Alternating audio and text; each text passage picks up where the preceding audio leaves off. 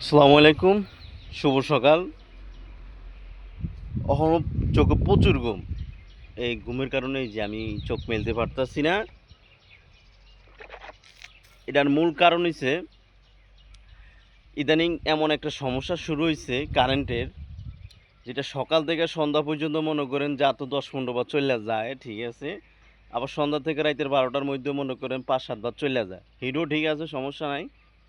রাইতের 12টার থেকে কেন ভোর পর্যন্ত এই কারেন্ট আবার যাইবগা। কতক্ষণ পর মানুষের যখনই মোটামুটি ঘুমাইলো এর ভিতরে কারেন্ট চইলা যায়, মানুষের ঘুম ভাইঙ্গা যায়। 2:30টা নাই, 3টা নাই, 2টা নাই, 1টা নাই, 12:30টা নাই, 1:30টা নাই, কিরে আয়ে কতক্ষণ পরে চলে যায়, আয়ে কতক্ষণ পরে চলে যায়। এইটার এই বড় একটা প্রবলেমের কারণে মানে শরীর হাত পা সব দুর্বল হয়ে গেছে।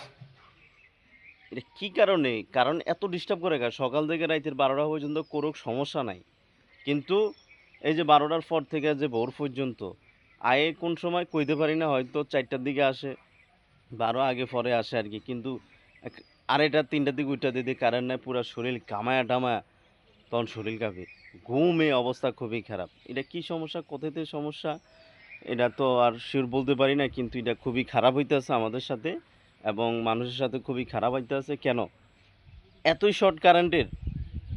হ্যাঁ, এভাবে মানুষকে তুচ্ছার মধ্যে ফালাইবো, মানুষের সকালে ঘুম থেকে উঠে কাম কাজ করবো, এ অন ঘুমের তুন উঠোনে জানা, ঘুমের তুন উঠছেন চোখ মেলন জানা যে কাজ করবো, শরীর কাঁপে।